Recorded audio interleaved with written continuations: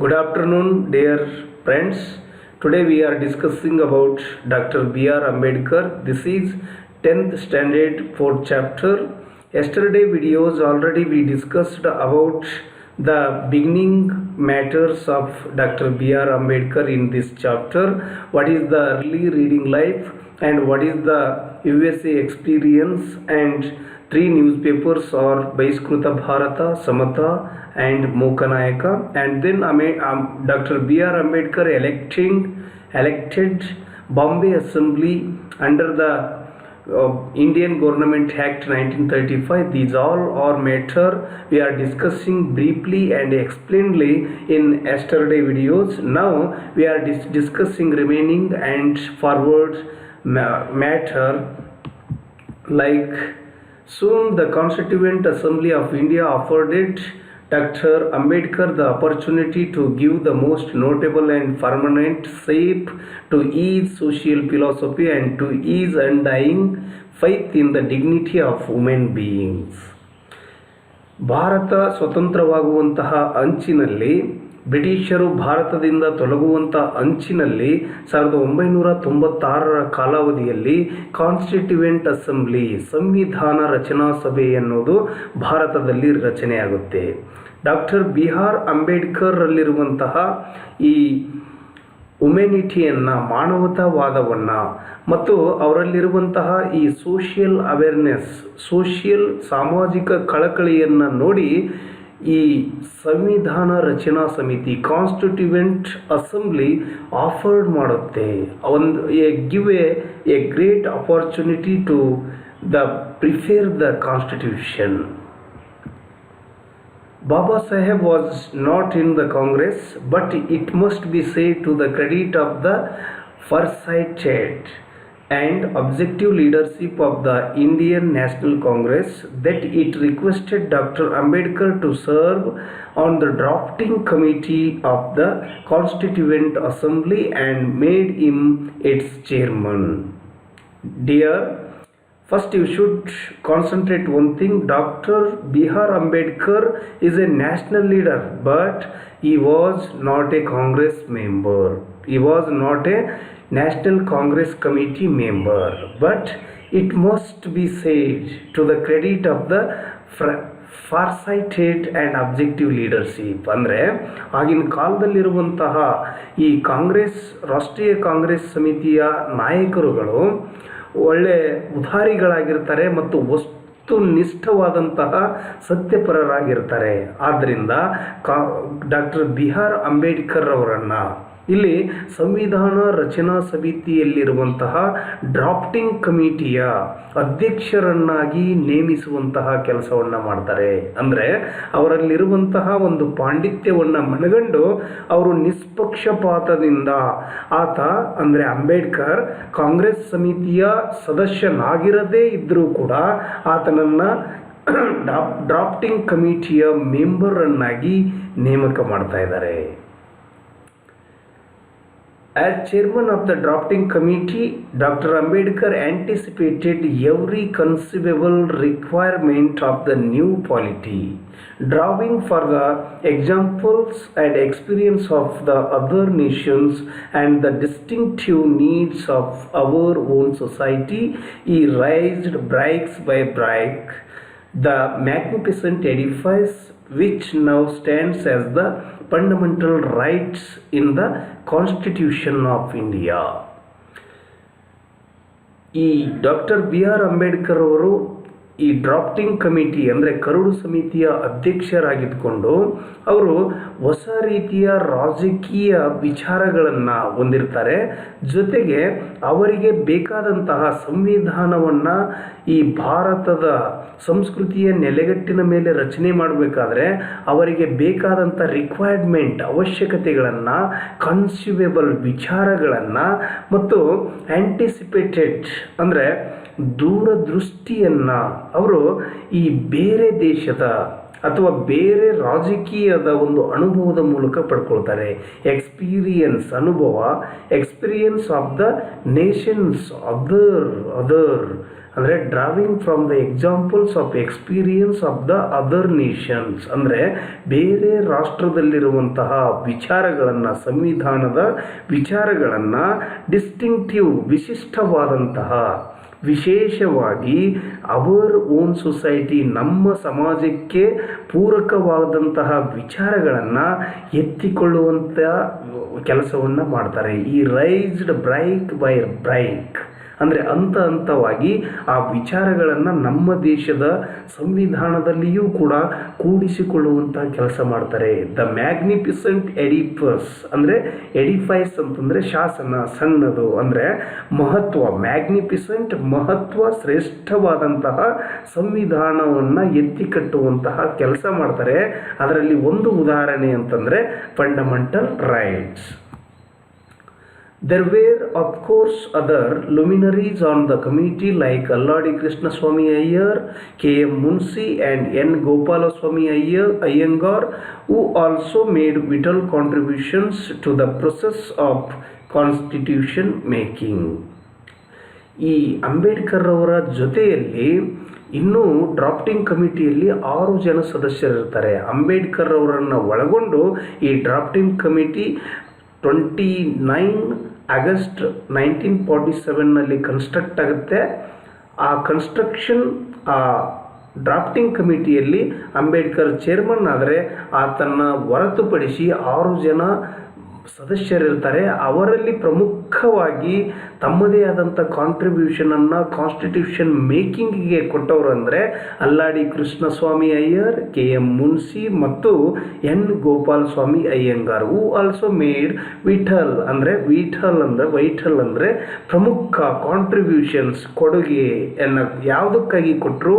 Constitution ಮೇಕಿಂಗಾಗಿ ಕೊಟ್ಟರು, constitution ರಚನೆಗಾಗಿ ಕೊಟ್ಟಿದ್ದಾರೆ. But if there is one person who will be remembered as the pilot of the various provisions of the Indian Constitution, it will surely be Dr.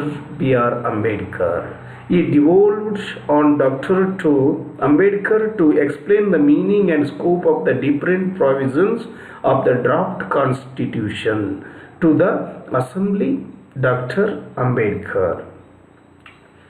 ಇಲ್ಲಿ 6 ಜನ ಸದಸ್ಯರಿದ್ದರೂ ಕೂಡ ಅದರಲ್ಲಿ 3 ಜನ ಸದಸ್ಯರು ಈ ಪ್ರಮುಖವಾದಂತಹ ಕೆಲಸವನ್ನು ಅಥವಾ ತಮ್ಮ ಸೇವೆಯನ್ನು ಸಲ್ಲಿಸಿದರೂ ಕೂಡ ಈ ಡ್ರಾಫ್ಟಿಂಗ್ ಸಮಿತಿಯಲ್ಲಿ ಈ ಕರಡು ಸಂವಿಧಾನವನ್ನು ರಚನೆ ಮಾಡುವುದರಲ್ಲಿ, ಕ್ರೋಢೀಕರಣ ಮಾಡುವುದರಲ್ಲಿ ಪ್ರಮುಖವಾದಂತಹ ಪಾತ್ರವನ್ನು ವಹಿಸಿದವರು ಯಾರು ಅಂತಂದರೆ ಮೇನ್ ಪೈಲಟ್. ಯಾವ ರೀತಿಯಾಗಿ ಒಂದು ವಿಮಾನಕ್ಕೆ ಪೈಲಟ್ ಬೇಕಾಗುತ್ತೆ, ಅದೇ ರೀತಿಯಾಗಿ ಈ ಡ್ರಾಫ್ಟಿಂಗ್ ಕಮಿಟಿಗೆ ಪೈಲಟ್ ಪ್ಲೇಸನ್ನು ಅಥವಾ ಪೈಲಟ್ ಸ್ಥಾನವನ್ನು ಅಲಂಕರಿಸಿದವರು ಯಾರು ಅಂತಂದರೆ ಈ was the father of constitution, doctor B.R. Ambedkar. Doctor B.R. Ambedkar ಈ explain and meaning and the scope of the different provisions of the draft constitution to the assembly. ಅಂದರೆ ಡಾಕ್ಟರ್ B.R. ಅಂಬೇಡ್ಕರ್ ಅವರು ಈ ಸಂವಿಧಾನದ ಬಗ್ಗೆ ಹೇಳುವಂತಹ ಪ್ರಶ್ನೆಗಳನ್ನು ಸಂವಿಧಾನ ರಚನೆಯ ಸಭೆಯಲ್ಲಿ ಅವರು ಅದರ ವ್ಯಾಪ್ತಿ ಮತ್ತು ಅರ್ಥವನ್ನು ಕುಲಂಕುಷವಾಗಿ, ಫ್ರ್ಯಾಂಕ್ಲಿ ಆ್ಯಂಡ್ ಪೇಷನ್ಸ್ಲಿ ಈ explained in assembly. That is the beauty of Ambedkar knowledge ಅಂತ ಹೇಳ್ಬೋದು. Added by the indefatigable constitutional advisor B.N. Rao performed this task matchlessly. ಅಂದರೆ ಡಾಕ್ಟರ್ B.R. ಅಂಬೇಡ್ಕರ್ ಅವರು ಈ ಕರಡು ಸಮಿತಿಯ ಅಧ್ಯಕ್ಷರಾಗಿದ್ದುಕೊಂಡು ಅವರು ಬೇರೆ ದೇಶಗಳ ಒಂದು ಸಂವಿಧಾನವನ್ನು, ಆ ಸಂವಿಧಾನದ ವಿಧಗಳನ್ನು ಅಥವಾ ವಿಚಾರಗಳನ್ನು ನಮ್ಮ ದೇಶಕ್ಕೆ ಪೂರಕವಾಗಿ ಎತ್ಕೊಂಡ್ರು. ಜೊತೆಗೆ ಈ ಭಾರತದಲ್ಲಿ B.N. ರಾವ್ರಂತಹ ಈ ಸಂವಿಧಾನದ ಬಗ್ಗೆ ಜ್ಞಾನವನ್ನು ಹೊಂದಿರುವಂಥ ಪಂಡಿತರಿದ್ದರು.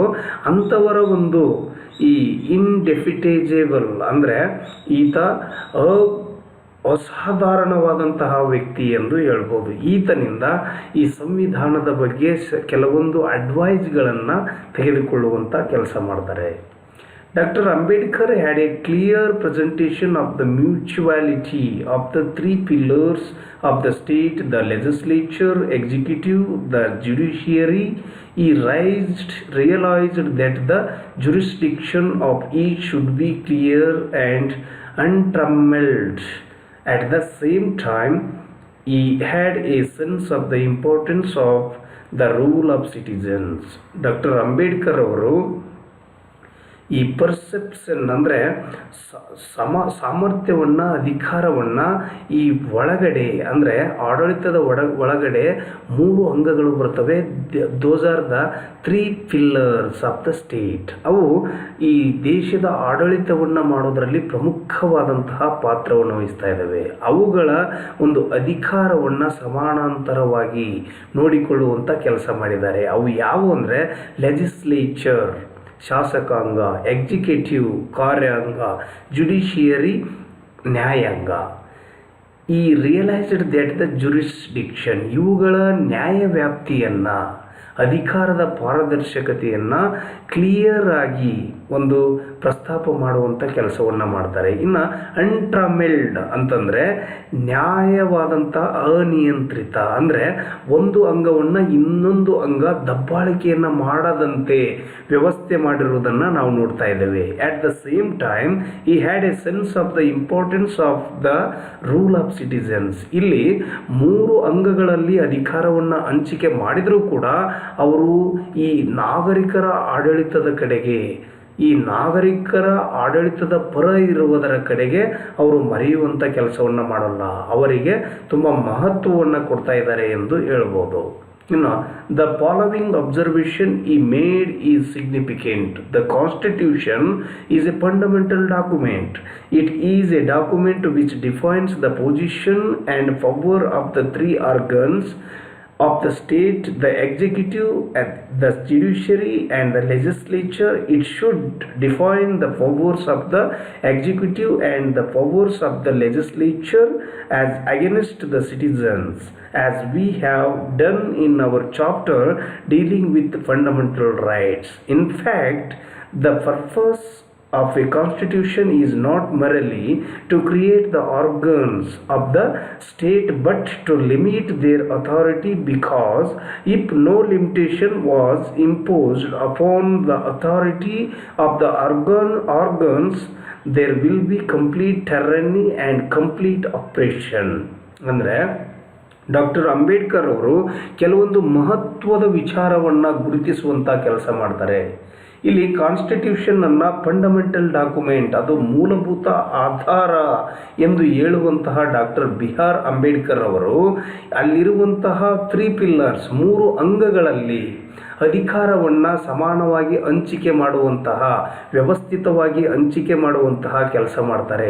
ಅಲ್ಲಿ ಕಾರ್ಯಾಂಗದ ಅಧಿಕಾರದ ಬಗ್ಗೆ ಹೇಳ್ತಾರೆ, ನ್ಯಾಯಾಂಗದ ಅಧಿಕಾರ ಜುಡಿಷಿಯಲ್ ಪವರ್ ಬಗ್ಗೆ ಹೇಳ್ತಾರೆ, ಲೆಜಿಸ್ಲೇಚರ್ ಪವರ್ ಅಂದರೆ ಶಾಸಕಾಂಗದ ಅಧಿಕಾರಗಳನ್ನು ವ್ಯವಸ್ಥಿತವಾಗಿ ವಿಭಾಗಿಸುವಂತಹ ಕೆಲಸ ಮಾಡ್ತಾರೆ.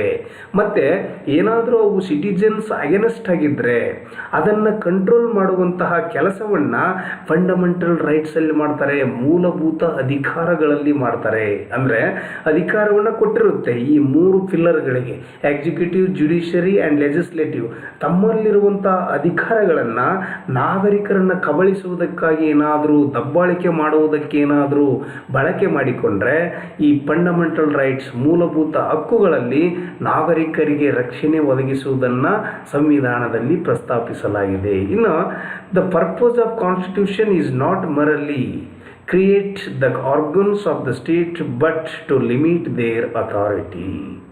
ಅಲ್ಲಿ ಕೇವಲ ಅವರಿಗೆ ಅಧಿಕಾರವನ್ನು ಅಮಿತವಾಗಿ ಕೊಟ್ಟಿರೋದಿಲ್ಲ, ಎಲ್ಲ ಅಧಿಕಾರವನ್ನು ಕೊಟ್ಟರೂ ಕೂಡ ಅದರ ಮೇಲೆ ನಿಯಂತ್ರಣವನ್ನು ಹೇರಲಾಗಿದೆ. ಅದು ಅವಶ್ಯ ಕೂಡ ಇದೆ. ಯಾಕಂದರೆ because if no limitation was imposed upon the authority of the organs there will be complete tyranny and complete oppression. ಏನಾದರೂ ನಾವು ಅವುಗಳ ಮೇಲೆ ಲಿಮಿಟೇಷನನ್ನು ಏರಲಿಲ್ಲ ಅಂತಂದರೆ, ಅಥಾರಿಟಿಯನ್ನು ಸಾಧಿಸಲಿಲ್ಲ ಅಂತಂದರೆ ಅದು ಈ ಕ್ರೂರವಾದಂಥ ಆಡಳಿತಕ್ಕೆ, ಟೆರನಿ ಅಂದರೆ ಕ್ರೂರವಾದಂಥ ಆಡಳಿತಕ್ಕೆ, ಅಪ್ರೆಷನ್ ಅಂದರೆ ದಬ್ಬಾಳಿಕೆಯ ಆಡಳಿತಕ್ಕೆ ಕಾರಣವಾಗುತ್ತೆ. Jawaharlal Nehru chose Dr. Ambedkar to the first law minister of independent India. You know, Ambedkar is a great politician and social thinker. Jawaharlal Nehru was a first prime minister of India. He was choose Dr. Ambedkar to the first law minister of India. This was a recognition Dr. Ambedkar's skill in the field of law and legislation, also a tribute to his vision of social justice. ಆತನ್ನ ಯಾತಕ್ಕಾಗಿ ಈ ಕಾನೂನು ಮಂತ್ರಿಯನ್ನಾಗಿ ಆಯ್ಕೆ ಮಾಡ್ತಾರಂದರೆ ಈ have lot of skill in the field of law and legislation. Ambedkar ಅವರು ಕಾನೂನು ಮತ್ತು ಶಾಸಕಾಂಗದ ಮೇಲೆ ಅಪಾರವಾದಂತಹ ಜ್ಞಾನವನ್ನು ಪಡೆದುಕೊಂಡಿದ್ದರು. ಜೊತೆಗೆ ಅವರು ಸೋಷಿಯಲ್ ಜಸ್ಟಿಸ್, ಸಾಮಾಜಿಕ ನ್ಯಾಯದಲ್ಲಿ ತಮ್ಮದೇ ಆದಂತಹ ಕೊಡುಗೆಯನ್ನು, ತಮ್ಮದೇ ಆದಂತಹ ವಿಷನ್, ದೃಷ್ಟಿಕೋನವನ್ನು ಹೊಂದಿದವರಾಗಿದ್ದರು. Who could have dreamt that one born to a Mahar family would one day become not only a law minister but a lawmaker and be hailed as the modern Manu. ಅಂದರೆ doctor B.R. Ambedkar ಅವರು ಒಬ್ಬ ಮಹರ್ ಫ್ಯಾಮಿಲಿಯಲ್ಲಿ ಜನಿಸ್ತಾರೆ, ಒಬ್ಬ ಹಿಂದುಳಿದ ಫ್ಯಾಮಿಲಿಯಲ್ಲಿ ಜನಿಸ್ತಾರೆ. ಆದರೆ ಯಾರೂ ಕೂಡ ಆತ ಲಾ ಮಿನಿಸ್ಟರ್ ಮಟ್ಟಕ್ಕೆ ಬೆಳೀತಾನೆ ಅಂದ್ಕೊಂಡಿದ್ದಿಲ್ಲ. ಬೆಳೆದರೂ ಕೂಡ ಒಂದು ಸಂವಿಧಾನವನ್ನು, ಒಂದು ಕಾನೂನು ಗ್ರಂಥವನ್ನು ಈ ದೇಶಕ್ಕಾಗಿ ತಯಾರು ಮಾಡುವಂಥ ಸೃಷ್ಟಿಕರ್ತ ಆಗ್ತಾನೆ ಅಂತ ಯಾರೂ ಕೂಡ ಅಂದ್ಕೊಂಡಿರಲಿಲ್ಲ.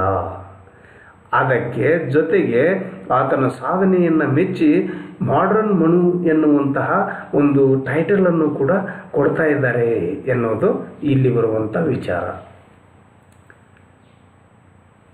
ಸ್ನೇಹಿತರೆ, ಇಲ್ಲಿವರೆಗೆ ನಾವು ಈ ಅಂಬೇಡ್ಕರ್ ಎನ್ನುವಂತಹ ಪಾಠದಲ್ಲಿ ಬರುವ ಕೆಲವೊಂದು ಅಂಶಗಳನ್ನು ನೋಡಿದ್ದೀವಿ.